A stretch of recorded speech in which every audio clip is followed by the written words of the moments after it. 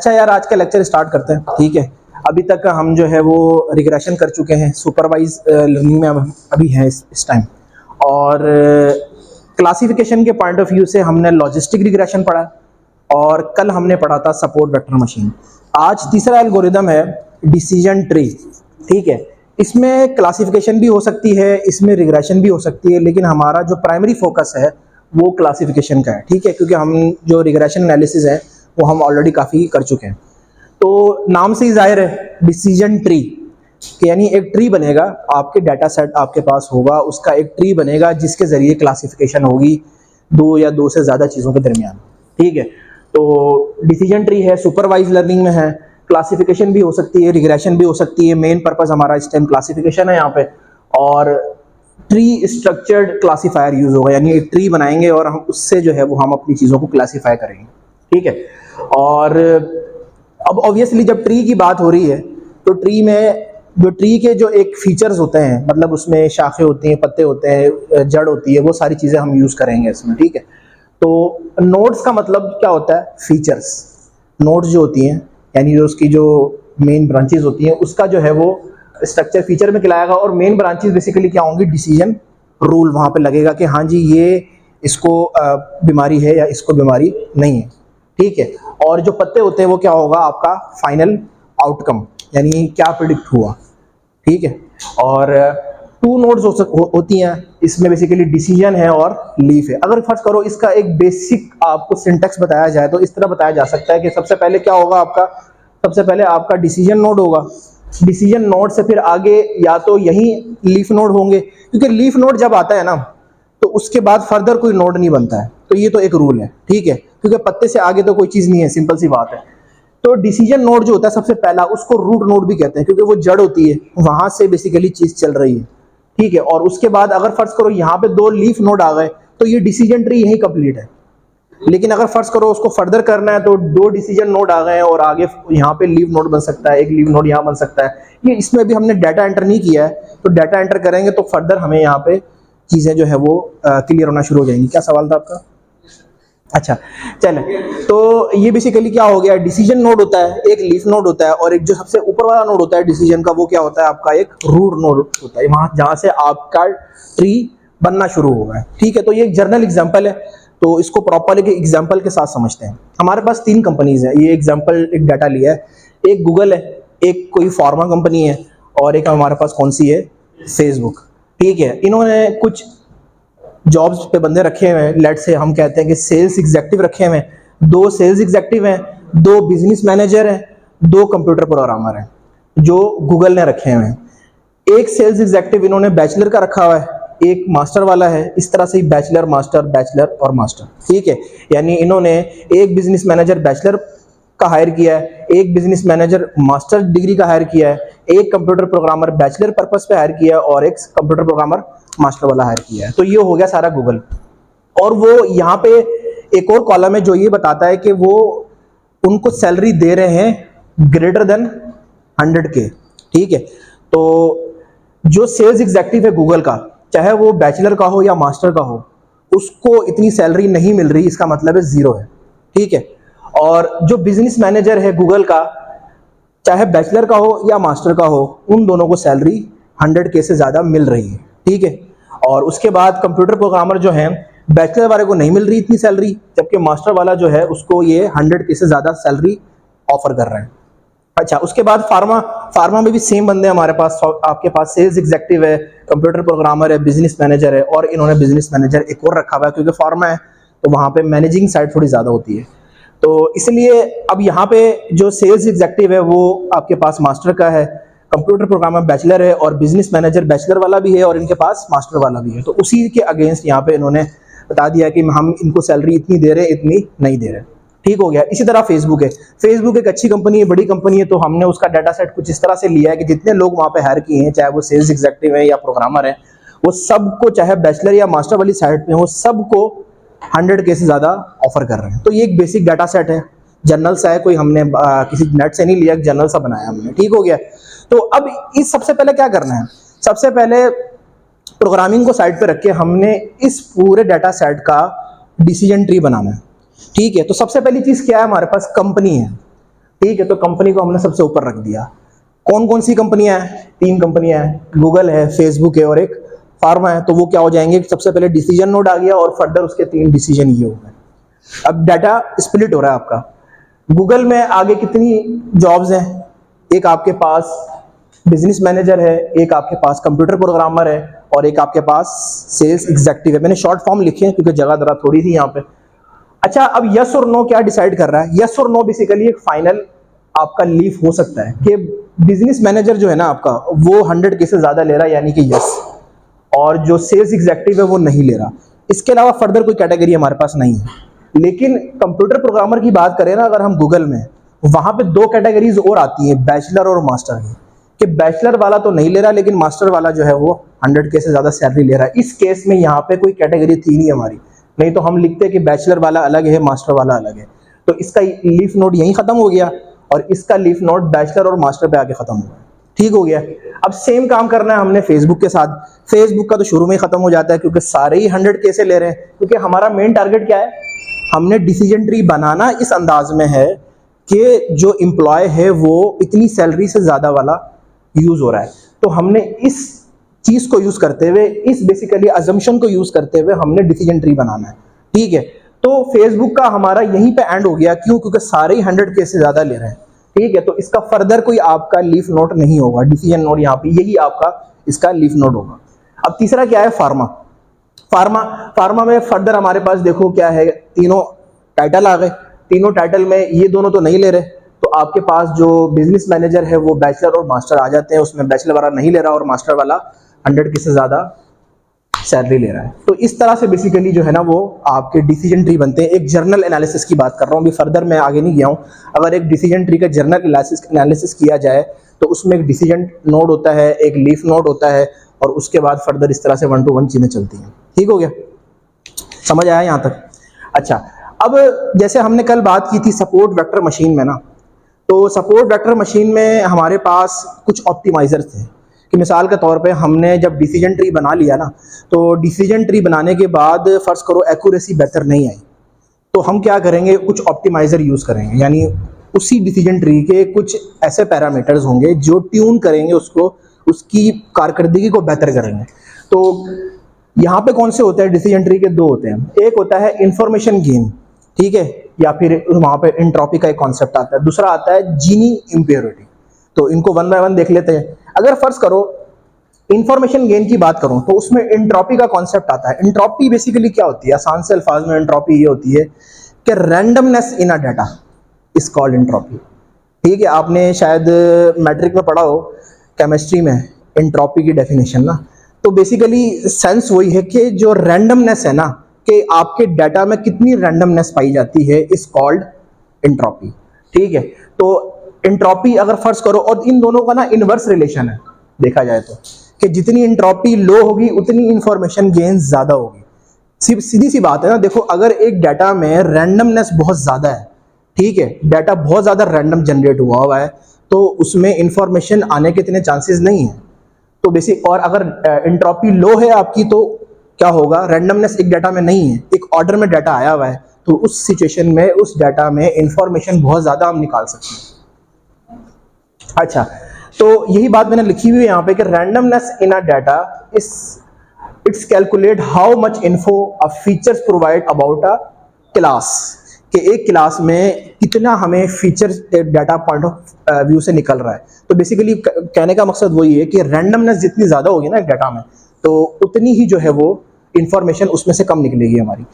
तो अगर फर्ज करो इसके पॉइंट ऑफ व्यू से मैं इसको ड्रॉ करता हूँ, इसी डिसीजन ट्री को, किसके पॉइंट ऑफ व्यू से? एंट्रोपी के पॉइंट ऑफ व्यू से। तो मैं क्या करूंगा, सबसे पहली मेरी कंपनी है, ठीक है, कंपनी कौन सी है? फेसबुक, गूगल और फार्मा। तो ये मैंने एक जनरल सा एक ओवरव्यू दे दिया कि भाई यहाँ पे आपका सेल्स एग्जीक्यूटिव जो है वो बैचलर का है, सेल्स एग्जीक्यूटिव मास्टर वाला भी है, और ये सारे मैंने ब्लू में लिखे हैं।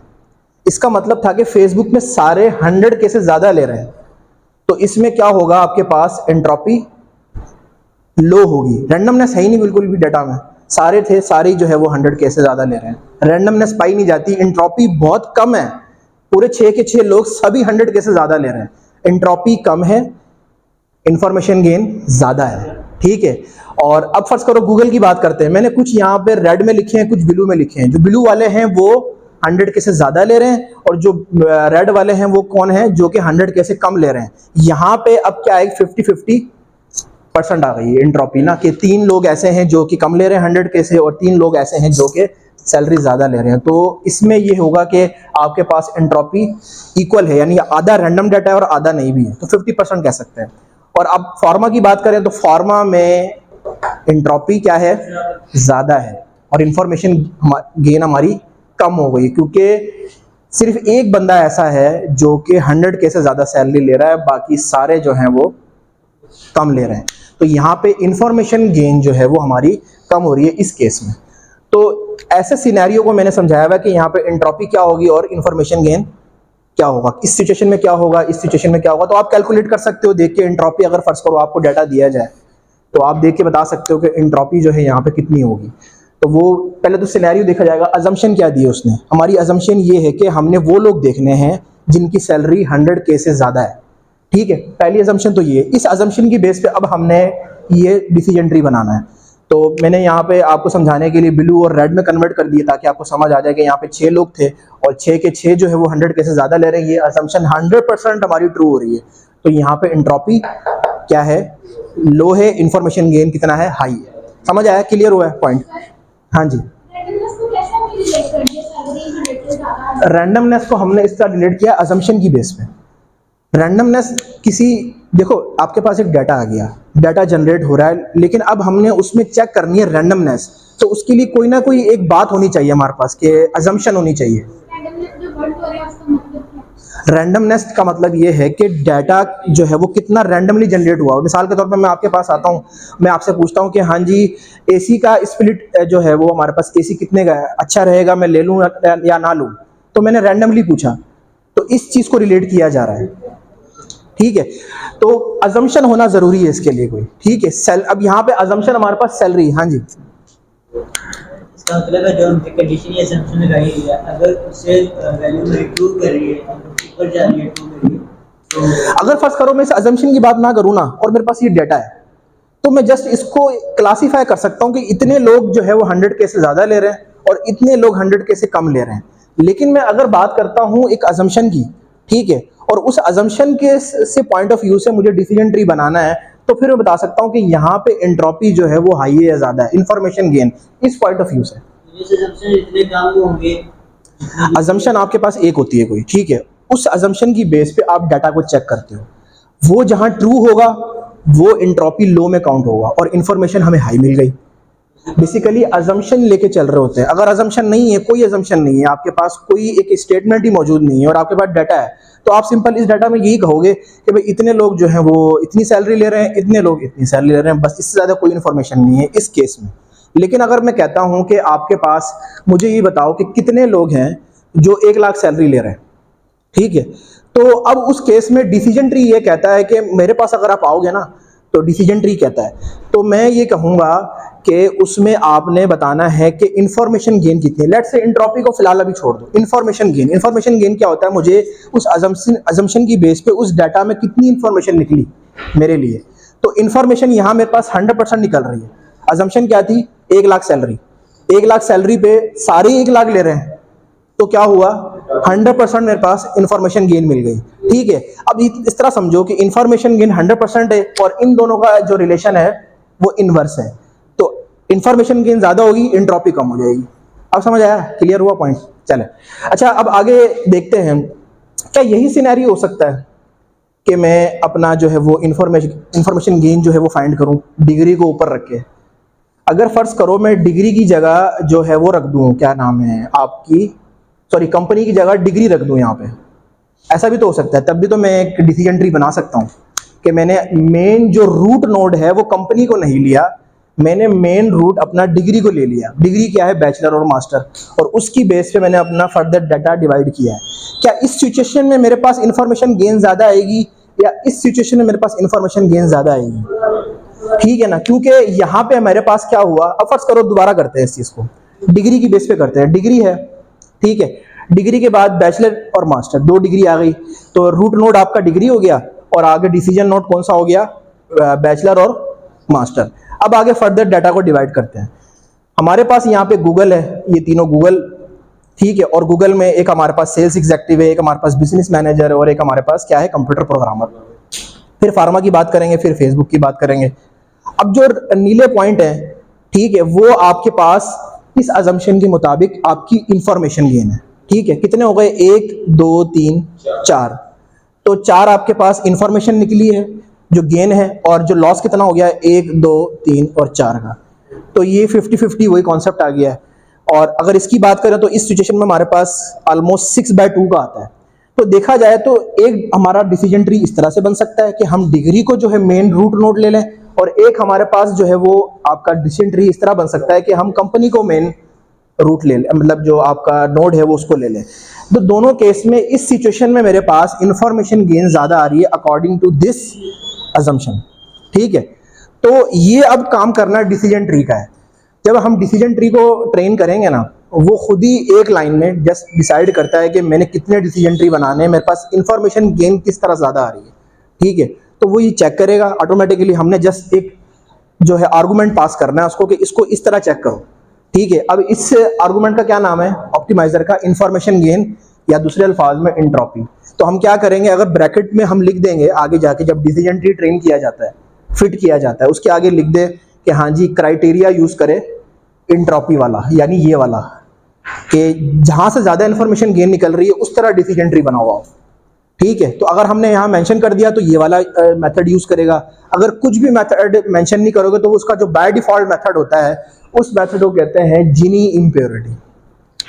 इसको लिख भी सकते हो क्राइटेरिया इज इक्वल टू जीनी। अगर कुछ भी ना लिखोगे तो एक होता है बाय डिफॉल्ट, जैसे हम ट्रेन टेस्ट स्प्लिट में कोई वैल्यू ना दें तो डाटा 25% जो है वो डिवाइड होता है, तो उसे कहते हैं डिफॉल्ट वैल्यू। लिख भी दोगे तब भी सही है, नहीं लिखोगे तो ऑटोमेटिकली अंडरस्टूड बात है। तो यहाँ पर भी एक जो डिफॉल्ट क्राइटेरिया है वो है जीनी इम्प्योरिटी। उसका क्या मतलब है, देखो जीनी इम्प्योरिटी जो होती है ना, आपके पास, हाँ चेंज कर दो। मैं कहता हूँ कि आप बताओ कि कितने लोग हैं जो 10K से 100K से बिलो ले रहे हैं, जस्ट ये चेंज कर दो, 100K से बिलो ले रहे हैं। तो आप क्या करोगे, ये नीले वाले सारे रेड हो जाएंगे और जो यहाँ पे जो रेड वाले ब्लू हो जाएंगे, और उसके बाद फिर एंट्रोपी कैलकुलेट करो कहाँ पे ज्यादा आएगा, चेंज हो जाएगा, ऑब्वियसली चेंज हो जाएगा क्योंकि मेन अजम्पशन चेंज हो गई है आपकी। आपका दोनों में इंफॉर्मेशन गेन चेंज हो जाएगा।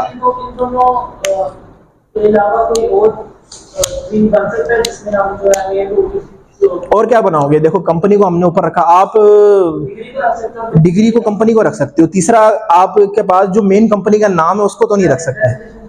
डेजिग्नेशन को रखोगे तो फिर ट्री बहुत बड़ा बन जाएगा, तो उसमें तो सारी इंफॉर्मेशन लॉस हो जाएगी आपकी, ठीक है। या तो आप जो है वो डिग्री को आप मेन रूट नोड रख सकते हो, या फिर आप किसको रख सकते हो, आपकी मेन कंपनी को, जिससे आगे सारा डाटा चल रहा है। अगर आप फर्ज करो ये जो आपका जॉब का टाइटल है इसको आप रूट नोड रख दोगे तो आपकी रूट नोड कितनी बनेंगी, 3 बनेंगी। तो कोशिश ये होती है कि रूट नोड सिंगल बने जहां से सारा डाटा आगे चल रहा हो। रूट नोड यहाँ बन रही है, सेल्स एग्जेक्टिव की रूट नोड बन जाएगी एक, और बिजनेस, तो डाटा कुछ इस तरह का चलेगा। आपकी मेन पहली 3 नोड्स ही 3 होंगी, तो वो तो शुरू में ही इंफॉर्मेशन सारी लॉस हो गई है। तो इस सिचुएशन में 2 तरह के डिसीजन ट्री बन सकते हैं, ठीक है। तो ये समझ आया, यहाँ तक क्लियर है। आगे बात करते हैं जीनी इम्प्योरिटी। अच्छा, जीनी इम्प्योरिटी क्या होता है कि आपका डाटा कितना प्योर है या कितना इम्प्योर है, खाली से कितना ना खाली से। वो कैसे चेक होता है, वो चेक होता है आपके पास डाटा है, आपने उसको प्लॉट कर दिया, सिंपल स्कैटर प्लॉट बना दिया। अब क्या करना है, डाटा को क्लासीफाई करना है। क्लासीफाई करने के लिए एक हम लाइन लगाएंगे, मिसाल के तौर पे एक लाइन में ये लगाता हूँ, ठीक है। तो इसमें यहाँ पे डाटा जो ऊपर वाला गया है उसमें कुछ पॉइंट्स रेड वाले भी हैं, नीले वाले भी हैं, रेड वाले भी हैं, इसमें एक पॉइंट यहाँ पर रेड है। चलो ये तो हमारा कुछ सही क्लासीफाई हो जाएगा, लेकिन ये वाला कैसे क्लासीफाई होगा, क्योंकि इसमें नीले वाले पॉइंट्स भी थोड़े से आ गए हैं। तो अगर मैं यहाँ बना देता हूँ ऊपर एक, तब भी कोई सिचुएशन नहीं बनती है। तो डिसीजन ट्री किस तरह डिसाइड करता है जीनी इम्प्योरिटी में, कि इस केस में तो आपका डाटा इम्प्योर फॉर्म में है, चाहे मैं यहाँ बना दूँ लाइन या फिर यहाँ बना दूँ लाइन, क्लासीफाई नहीं हो रहा है आपका।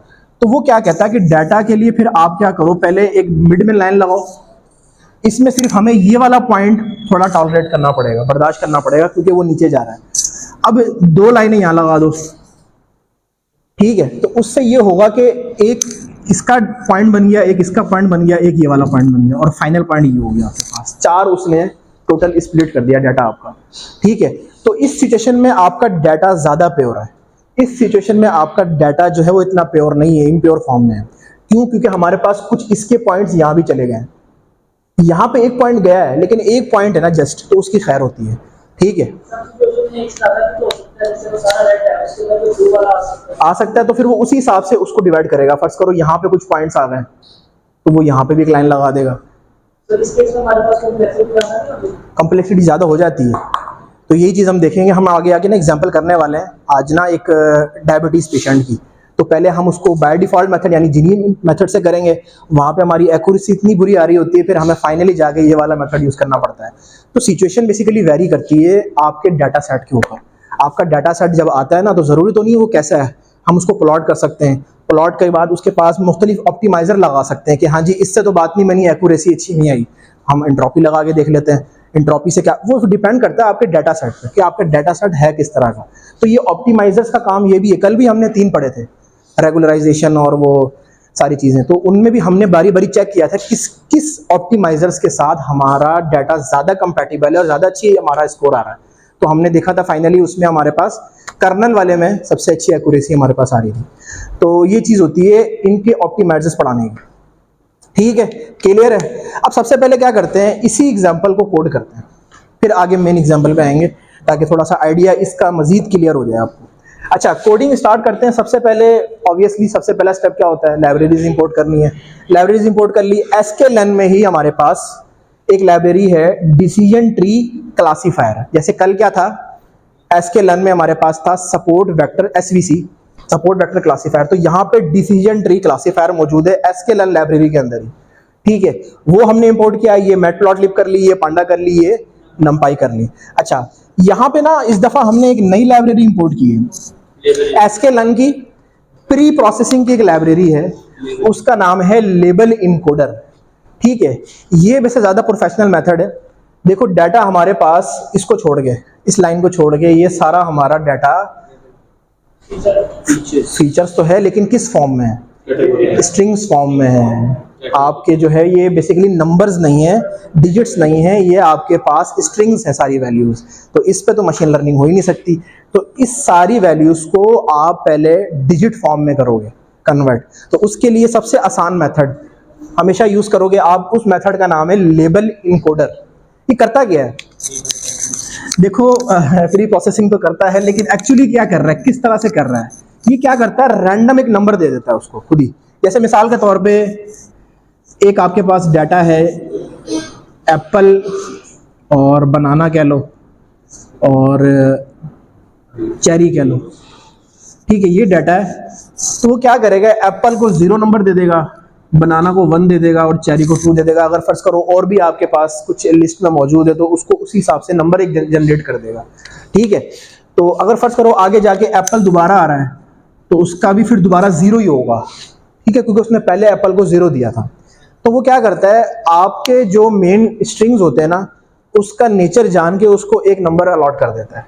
तो अब वो क्या हो गया, अब वो नंबर में कन्वर्ट हो गया। अब हम जो है उस पर अपना मॉडल फिट कर सकते हैं। तो लेबल इनकोडर की लाइब्रेरी है, sklearn के अंदर एक मॉड्यूल है, प्री प्रोसेसिंग में इंपोर्ट कर लो लेबल इनकोडर को। ठीक है, अब उसके बाद सबसे पहले क्या है, हमारे पास CSV फाइल है। CSV फाइल मैं भी आपको ग्रुप में सेंड कर दूंगा। तो CSV फाइल का नाम है सैलरीज। डाटा यही वाला है सारा, यही है जो यहाँ बनाया हुआ मैंने। ठीक है, तो CSV आपने क्या की, इंपोर्ट कर ली, उसको एक दफ़ा रीड कर सकते हो, ऐसा ही आपके पास चार्ट सामने आ जाएगा। और उसके बाद सबसे पहला काम क्या है, इसकी हमें ज़रूरत नहीं है, ये हमारी टारगेट वैल्यू है, इसको ड्रॉप कर दो। और ये सारी हमारी फीचर्स हैं, यानी x। तो x को ले लिया आपने, ड्रॉप कर दिया टारगेट वैल्यू को। y सैलरी मोर देन 100 के, जो आपका ये था, इसको आपने कह दिया कि ये मेरा y है, यानी मेरा फीचर है, सॉरी लेबल है। ये आपके सारे क्या हैं, ये फीचर्स हैं। तो x और y को अलग अलग कर दिया। और उसके बाद आपने 3 बनाए वेरिएबल। आप कोई भी नाम दे सकते हो। मैंने कहा LE company, LE company, LE job, LE degree. LE का मतलब है लेबल इनकोडर। ठीक है, तो आप कोई और नाम भी रख सकते हो, ये आपकी मर्जी है। और उसका एक ऑब्जेक्ट दे दिया लेबल इनकोडर, लेबल इनकोडर और लेबल इनकोडर। ठीक है, तो तीनों को दे दिया। उसके बाद आपने क्या करना है, एक्स कॉलम में एक नया कॉलम मुझे बना दे जिसका नाम होगा company underscore N. New column होगा ना, इसके आगे बनेंगे, इसके इस डाटा सेट के आगे एक और कॉलम बन जाएगा यहाँ पे कंपनी अंडरस्कोर एन के नाम से। नाम कोई भी दे सकते हो, मैंने कंपनी अंडरस्कोर एन दिया है, ठीक है। उसके बाद job underscore N, degree underscore N, और उसमें क्या किया, ये वाला जो मैंने एक बनाया ऑब्जेक्ट, उस ऑब्जेक्ट को यहाँ कॉल किया, उसमें फिट किया और ट्रांसफॉर्म कर दिया। किसको ट्रांसफॉर्म कर दिया, एक्स और कंपनी को। क्या चीज, देखो हम करने लगे हैं लेबल इनकोडिंग। लेबल इनकोडिंग क्या होती है, जो आपके सारी स्ट्रिंग्स वैल्यू हैं उनको डिजिट्स में कन्वर्ट करना है, तो उसके लिए हमारे पास एक लाइब्रेरी होती है लेबल इनकोडर। हमने लेबल इनकोडर को इंपोर्ट किया। अब जस्ट क्या करना है, उनको ऑब्जेक्ट बना के जस्ट फिट करना है, ट्रांसफॉर्म करना है बस, ठीक है। हमने वेरिएबल के नाम खुद ही लिखे हैं ये, जैसे LE company, LE job, LE degree. यहाँ पे कोई और नाम ले सकते हो आप, X1 X2 X3 कह दो आसानी के लिए अगर नहीं समझ आ रही। और तीनों क्या है, लेबल इनकोडर। लेबल इनकोडर यहाँ ये सेम रहेगा जो हमने इंपोर्ट किया है, ठीक है, ऑब्जेक्ट बनाया है उसका। और उसके बाद फिर मैं कहता हूं कि जो आपका X है, X क्या है, X हमारे पास ये है, एक डाटा फ्रेम है जिसमें ये वाला कॉलम नहीं था, ठीक है ना। तो उसी X कॉलम में एक नया कॉलम बना दे, लेबल इनकोडर को यूज करते हुए फिट करे, ट्रांसफॉर्म करे और कंपनी का कॉलम यूज करे। कंपनी का कॉलम ये वाला है, ठीक है। वो क्या करेगा, गूगल और आगे सेल्स एग्जीक्यूटिव को 0 दे देगा, बिजनेस मैनेजर को 1 दे देगा, और जो आपका कंप्यूटर प्रोग्रामर है उसको 2 दे देगा। सिंपल, उसने यही करना है, कुछ भी नहीं करना, जो मैंने यहाँ बताया आपको ऑटोमेटिकली, ठीक है। तो पहले कंपनी को हमने किया, फिर हमने जॉब को किया, फिर सेम काम हमने डिग्री के साथ किया। तीनों काम हो गए। दोबारा एक्स को चेक करोगे तो आपके पास इन 3 कॉलम्स के साथ 3 कॉलम और बन जाएंगे जो 0, 1, 2 के साथ होंगे। हाँ जी, हाँ सैलरी से पहले ही होगा ऑब्वियसली, क्योंकि सैलरी तो ड्रॉप कर दिया ना हमने। तो 3 कॉलम आपके पास और बन जाएंगे जो क्या हो जाएंगे, ट्रांसफॉर्म हो जाएंगे 0, 1, 2 की फॉर्म में, ठीक है। तो अब फाइनल क्या करना है, अब हमें इन कॉलम की जरूरत नहीं है तो इनको ड्रॉप कर दो। तीन को बनाने के बाद जो हम इसे पूरा डाटा सेट को वो करेंगे, इसको सेटअप करेंगे, तो हम इस सेटअप के इस वाले डाटा को शो करते हैं तो 0 1 की फॉर्म में कन्वर्ट किया। दोनों, ये वाला भी होगा क्योंकि हमने इसके आगे ही जोड़ा है उसको। अलग-अलग होंगे, एक साथ ही होंगे, एक ही डाटा सेट में होंगे। हम इसलिए हमने अब इन तीनों को ड्रॉप करना है क्योंकि हमें इसका काम नहीं है एक्स में, ठीक है। तो हम अगले स्टेप में क्या कर रहे हैं कि एक्स ड्रॉप, मुझे कंपनी ड्रॉप कर दे, जॉब ड्रॉप कर दे और डिग्री वाला कॉलम, ये तीनों कॉलम ड्रॉप कर दे क्योंकि मैं नए कॉलम बना चुका हूँ LE कंपनी के नाम से, LE जॉब के नाम से और LE डिग्री के नाम से, जिसमें 0, 1 की फॉर्म में डाटा है, ठीक है। तो ये तीनों ड्रॉप कर दिए। अब दोबारा एक्स को चेक करोगे तो आपके पास सिर्फ 3 कॉलम होंगे जो आपने नए बनाए हैं 0, 1 की फॉर्म में। समझ आया यहाँ तक, क्लियर है? अच्छा, अब ये आपका डाटा रेडी है, यानी प्री प्रोसेसिंग हो चुकी है।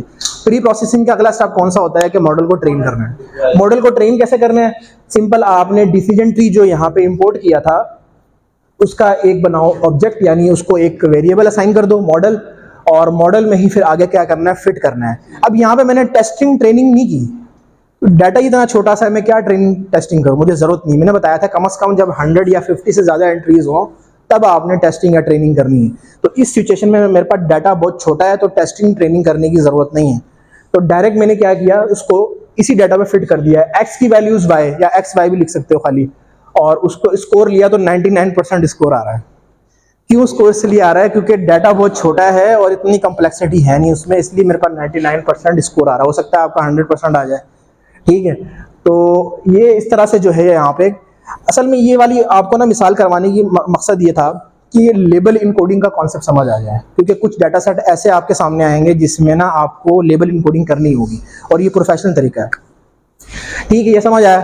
अब आगे क्या करना है, मैं कहता हूं कि मुझे ना ये ट्री बना के दिखाए कि उसने जो क्राइटेरिया यूज किया है वो क्या ट्री बनाया किया है, कि हम हर दफा ट्री की बात कर रहे हैं कि ऐसा ट्री बनेगा, ऐसा बनेगा, बना के दिखाओ, मुझे ऐसे समझ नहीं आती। हमने उसको कहा अब उसके लिए क्या करना है, sklearn में एक मॉड्यूल है ट्री, उसको इंपोर्ट करना है। इंपोर्ट करने के बाद मैटप्लॉटली पहले इंपोर्ट कर लिया हमने, तो फिग बेसिकली एक हमने बनाना है वेरिएबल, अपनी मर्जी का नाम दिया मैंने, और उस ट्री में प्लॉट करना है ट्री को।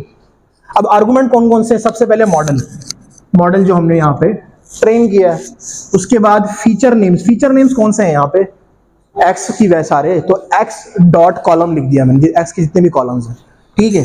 क्लास नेम्स, कौन सी क्लासेस हैं मेरे पास, 2 क्लासेस हैं, 0 बैचलर और 1 मास्टर की साइड पे।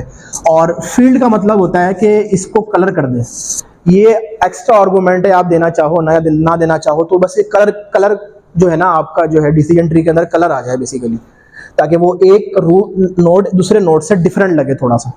और फॉन्ट साइज ये भी मर्जी है, अगर आपने 12, 10 जितना मर्जी देना है या नहीं देना तब भी खैर है। तो आपका ना पूरा डिसीजन ट्री बना के आपके सामने दे देगा इस तरह का। ये तो खैर जस्ट एक आइडिया दिया है। तो इस तरह का एक डिसीजन ट्री आपके सामने आ जाएगा कि उसने क्या क्राइटेरिया यूज़ किया है और किस तरह से उसने ड्यूरिंग फिटिंग यानी ड्यूरिंग ट्रेनिंग के दौरान उसने कौन सा ये वाला यूज़ किया है, ये वाला यूज़ किया है, और या इसमें से कौन सा उसने मेथड यूज़ किया है। ठीक है, बाय डिफ़ॉल्ट क्या होता है, जिनी हमने तो उसको बताया नहीं, तो उसने बाय डिफ़ॉल्ट इसको यूज़ किया होगा और इसके मुताबिक किस तरह से डाटा को स्प्लिट किया है, तो वो वाला यहाँ पे ट्री आएगा। ठीक है, लेकिन अब हमने क्राइटेरिया चेंज करना है, तो हम किस तरह करेंगे, ये जो डिसीजन ट्री का आगे क्लासीफायर जो हमने खाली छोड़ दिया था, डिफ़ॉल्ट वैल्यू, यहाँ पे लिखेंगे criteria is equal to entropy, तो वो इस मेथड को छोड़ देगा, ये वाला मेथड यूज़ करेगा। तो ये वाला काम करते हैं अगली एग्जांपल में। ये तो जस्ट ये वाला हमने बताया ना एक आइडिया के लिए कि एग्जांपल क्या है आपकी। हाँ जी, क्या चीज़, क्लासेस बेसिकली वो होंगी ना कि आप जो अपनी डिसाइड कर रहे हो, हमारी सैलरी डिसाइड किस पे हो रही है, बैचलर और मास्टर की बेस पे डिसाइड होती है ना। यहाँ पे आपकी जो कंपनी है ये तो मेन आपका वो हो गया, और उसके बाद जॉब कौन सी ऑफर कर रहे हैं, इसको 100K मिलेगी या नहीं मिलेगी, ये क्या कौन डिसाइड कर रहा है, ये चीज़ डिसाइड कर रही है। तो आपकी मेन क्लास कौन सी है, यहाँ पे डिग्री है फीचर का हिस्सा, लेकिन ये मेन क्लास कौन सी है इसके पॉइंट ऑफ व्यू से, क्योंकि उसने डिसीजन ट्री बनाना है आगे। ठीक है,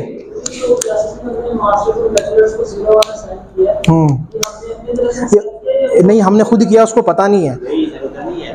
ये जब देखो लेबल इनकोडिंग जब करोगे ना, तो ये वाला कॉलम उसने कन्वर्ट किया था, तो उसने 0 को बैचलर दिया होगा या और मास्टर को 1 दिया होगा, तो उसको ये ऑटोमेटिकली पता है हाँ कि 0, क्योंकि हमने लेबल इनकोडिंग की है इस कॉलम की। यहाँ पे ये जो आपका डिग्री वाला कॉलम है ना, इसकी लेबल इनकोडिंग हम कर चुके हैं, और इसी कॉलम में सिर्फ 2 चीज़ें हैं, मास्टर है या बैचलर है, तो उसने बैचलर को 0 दे दिया होगा और मास्टर को 1 दे दिया होगा, तो इसलिए उसको ये ऑलरेडी पता है। क्या चीज़, ये ना भी दो तो वो आपका बन जाता है ट्री, कोई मसला नहीं। हाँ, फेसबुक का होगा, लेकिन वो बेसिकली आपका डिसीजन ट्री कुछ इस तरह का बनाएगा ना कि यहाँ पे सारी आपकी जिनी जो इम्प्योरिटी वो प्योर डाटा की फॉर्म में, तो वो डिसीजन ट्री में उसको इंक्लूड करेगा। ठीक है, ये जब आप बनाओगे ना तो वहाँ पे आपको कुछ आइडियाज़ क्लियर हो जाएंगे। ठीक है, यहाँ मैंने कंप्लीट बनाया नहीं है तो इसलिए थोड़ा सा कन्फ्यूजन हो रही है आपको। जब आप ये डिसीजन ट्री बनाओगे, जब आपके सामने आएगा ना ये, तो आप खुद ही अंदाज़ा लगा लोगे हाँ जी इसने जिनी को यूज़ किया और किस तरह से उसने क्लासिफिकेशन की उसकी। ठीक है, एग्जाम्पल जो है, हाँ जी सर वो हमेशा 0 1 2 तीसरा वैल्यू से साइन करेगा, 0 से स्टार्ट नहीं ऑर्डर में 0 से स्टार्ट करता है वो हमेशा। 0 अगर आपके पास जैसे बैचलर है और मास्टर है, तो बैचलर को 0 कह देगा, मास्टर को 1 कह देगा, अगर पीएचडी होती तो उसको 2 कह देता, तो हमेशा 0 से स्टार्ट करता है वो लेबल इनकोडिंग में। ठीक है, आगे चलें, ये जस्ट एग्जांपल थी। अब एक प्रॉपर जो रियल लाइफ एग्जांपल है वो करते हैं। हमारे पास एक डाटा सेट है डायबिटीज पेशेंट का। ठीक है, तो डायबिटीज पेशेंट के डाटा सेट में हमारे पास जो फीचर्स हैं वो कौन कौन से हैं, एक हमारे पास कॉलम जो है वो प्रेगनेंसी का है, एक हमारे पास ये उसका ग्लूको कितना है, बीपी उसका कितना है, और उसकी स्किन की थिकनेस। बाज़ दफ़ा होता है ना जो डायबिटीज़ पेशेंट होते हैं ना, उनकी स्किन जो है ना बड़ी थिन हो जाती है काफ़ी।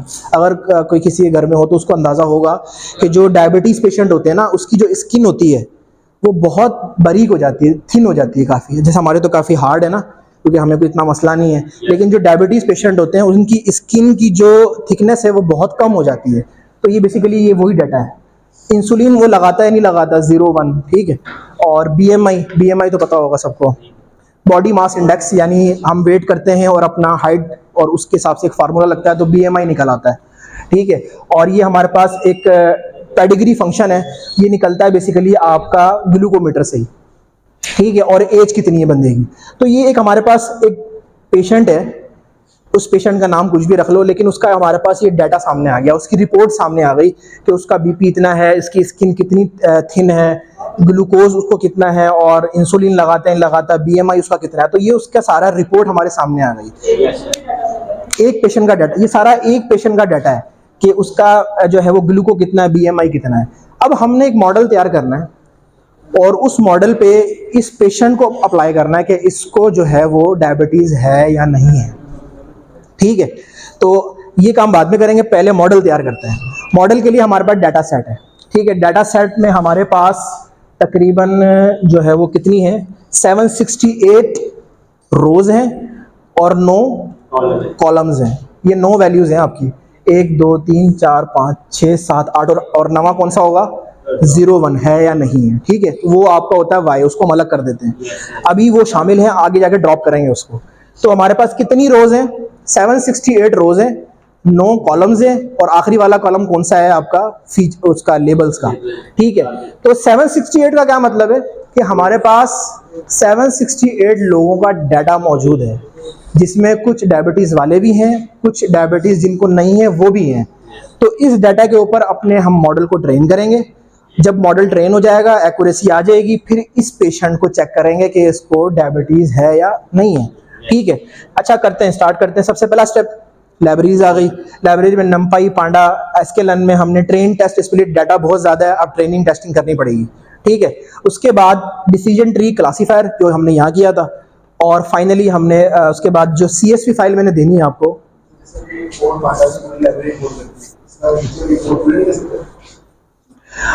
पूरी क्यों नहीं करते, ताकि रैम थोड़ी सी बच जाए। ये असल में ये जो लाइब्रेरीज होती है ना, ये इतनी हैवी नहीं होती। जब ये लाइब्रेरी आप इंपोर्ट करोगे, इंपोर्ट एसकेलन हो जाएगी, कोई मसला नहीं है, लेकिन उसके सारे मॉड्यूल इंपोर्ट हो जाएंगे। अब जब हमें सिर्फ डिसीजन ट्री की ज़रूरत है, तो हम जो हमने कल पढ़ा था या जो रिग्रेशन हमने पढ़ी है वो क्यों इंपोर्ट कर रहे हैं, हमें ज़रूरत ही नहीं है। अपना रैम मैनेजमेंट में तो लेके चलनी है ना साथ साथ। तो ये मैंने शुरू में बताया था कि नंपाई पांडास इतनी हैवी लाइब्रेरीज नहीं है, तो उनको इंपोर्ट करना तो इतना मसला नहीं है। लेकिन जब एसकेलन पूरी इंपोर्ट कर लोगे आप, हमें तो ज़रूरत ही नहीं है। एसकेलन पूरी इंपोर्ट करने का पता है क्या मतलब है, जितने मशीन लर्निंग के एल्गोरिथम है आपने सारे इंपोर्ट कर लिए हैं, जितनी प्री प्रोसेसिंग के मॉड्यूल है सारे इंपोर्ट कर लिए, लेबल इनकोडिंग भी इंपोर्ट हो गया एक ही लाइन में, इंपोर्ट एसकेलन। तो क्या चीज़, पूरी मशीन लर्निंग आपने एक लाइन में इंपोर्ट कर ली, यानी आपने रैम के साथ जो है वो थोड़ी सी ज्यादती कर दी है। तो ये बेसिकली ये थोड़ा सा रैम मैनेजमेंट भी देखनी होती है कि हमने सिर्फ एसकेलन का एक मॉडल है ट्रेन टेस्ट स्प्लिट, सिर्फ उसको इंपोर्ट किया। फिर एसकेलन ट्री का एक मॉडल है डिसीजन ट्री क्लासीफायर, सिर्फ उसको इंपोर्ट किया क्योंकि उतनी ही ज़रूरत है हमें, ठीक है। तो और उसके बाद हमने क्या करना है, मैंने आपको एक CSV देनी है डायबिटीज़ के नाम से, वो मैंने आपको दे दूंगा, तो आप इंपोर्ट कर लेना। इंपोर्ट करने के बाद आप उसको चेक कर सकते हो उसमें क्या डाटा है, और उसकी शेप चेक करनी है तो इस तरह डॉट शेप के साथ चेक कर सकते हैं। और कॉलम एक ड्रॉप करना है आखिर वाला, क्योंकि वो क्या है आपका वाई, लेबल जो होते हैं उसको ड्रॉप कर दोगे वो X बन जाएगा, और बाकी जो सारा डाटा है वो वाई बन जाए, सॉरी वाई आपका आउटकम आ जाएगा, और जो X है वो बाकी सारा डाटा हो जाएगा, ठीक है। अब अगला स्टेप क्या होता है, टेस्टिंग और ट्रेनिंग। टेस्टिंग और ट्रेनिंग में X और Y आपने ले लिया, और टेस्ट साइज क्या रखा, 20%, यानी 20% आपका टेस्ट साइज है और 80% आपका ट्रेनिंग डाटा है, क्योंकि यहाँ पे सिर्फ हम टेस्ट साइज देते हैं और टेस्ट साइज से अंदाजा हो जाता है कि ट्रेनिंग साइज क्या होगा, ठीक है।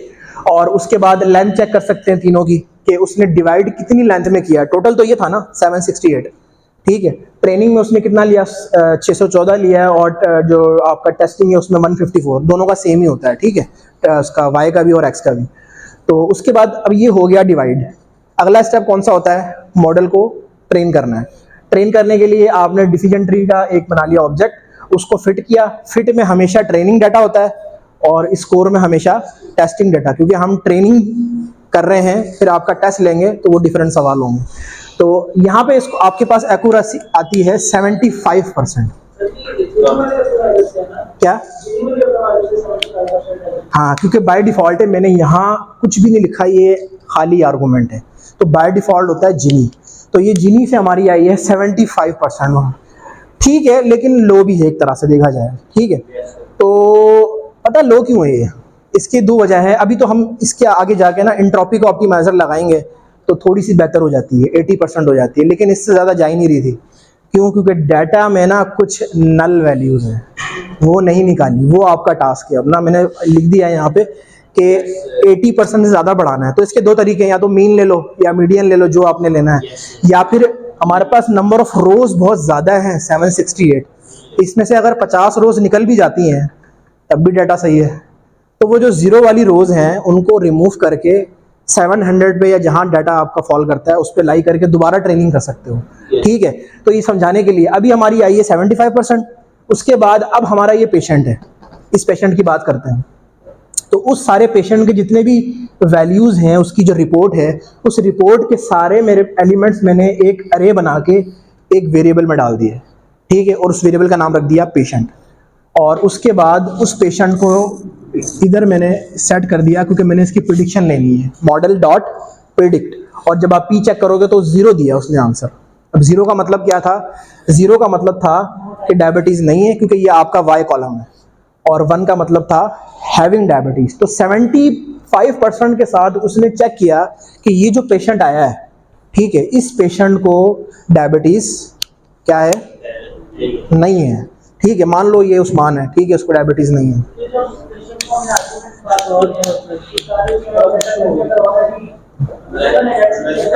ना ना ना ना ना, ये डाटा सेट से हटके है।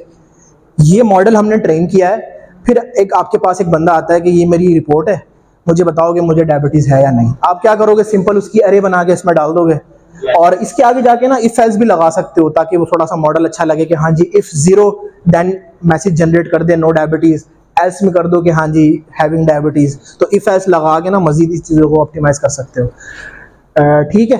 और एक आखिरी चीज़ और है, आखिरी चीज़ ये है कि ऑप्टिमाइज़र अगर लगाना है ना तो यहाँ पे क्राइटेरिया एंट्रोपी लिख सकते हो। और ये मैक्सिमम डेप्थ क्या है कि आपने डिसीजन ट्री को कितना नीचे लेके जाना है। यहाँ पे डेप्थ 1, डेप्थ 2, डेप्थ 3, ये मैक्सिमम डेप्थ इसकी कितनी है? 3 है। तो इसको भी आप ब्रेक कर सकते हो अगर ज़रूरत हो। अगर आपकी जो एक्यूरेसी हॉल्ट हो रही है तो उसको आप यहाँ पे रोक सकते हो। ये ऑप्शनल होता है अगर करना चाहो तो क्राइटेरिया यहाँ पे एंट्रोपी लगाओगे, फिट करोगे, दोबारा स्कोर करोगे तो यहाँ पे 80% आ रहा है, तो कुछ बेहतर हो गया। मजीद प्री प्रोसेसिंग करोगे, नल वैल्यूज निकालोगे तो और बेहतर आ सकती है। बाकी टास्क यही है आपका कि आपने प्री प्रोसेसिंग करनी है। कंफ्यूजन मैट्रिक्स मैंने पढ़ाया था लॉजिस्टिक में, वो बनाना है। और एंड पे क्या है, आपने प्लॉट करना है डिसीजन ट्री इस डाटा सेट का, जैसे मैंने इसका किया था यहाँ पे, ठीक है। चलो दैट्स इट।